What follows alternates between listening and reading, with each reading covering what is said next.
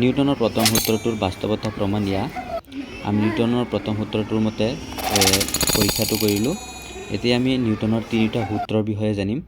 নিউটনৰ প্ৰথম গতিবেগৰ সূত্ৰ যিটো নেকি আপোনাৰ ফাৰ্ষ্ট ল অফ মোশ্যন, এইটো সূত্ৰটো হ'ল কোনো অসন্তুলিত বলে ক্ৰিয়া নকৰা পৰ্যন্ত স্থিতিশীল বস্তু স্থিতিশীল অৱস্থাত আৰু গতিশীল বস্তুৱে সুষম বেগেৰে সৰল ৰেখাত গতি কৰি থাকিব।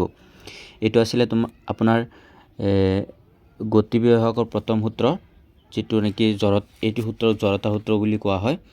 আৰু দ্বিতীয় সূত্ৰটো হ'ল তোমাৰ নিউটনৰ যিটো নেকি ছেকেণ্ড ল বুলি কোৱা হয়। বস্তু এটাৰ বৰবেগৰ পৰিৱৰ্তন হাৰ প্ৰয়োগ কৰা অসন্তুলিত বলৰ দিশত তাৰ সমানুপাতিক, যিটো আপোনাৰ যিটো লগ F = এমেৰে লিখা হয়। আৰু নিউটনৰ তৃতীয় সূত্ৰটো হ'ল for every action there is an equal and opposite reaction. অৰ্থাৎ তৃতীয় সূত্ৰটোত প্ৰতিটো ক্ৰিয়াৰে এটা সমান আৰু বিপৰীত প্ৰতিক্ৰিয়া থাকে। যেনেকৈ আমি যদি কাৰোবাক গুচা মাৰোঁ, কাৰোবাক চৰ মাৰোঁ, তেতিয়াহ'লে হয় চৰ মাৰিলে বা গুচা মাৰিলে সেই মানুহজনে দুখ পাব, তথাপিও তাৰ এটা বিপৰীত ক্ৰিয়াৰ কাৰণে আমাৰ হাতত অলপ হ'লেও আমি দুখ পাম।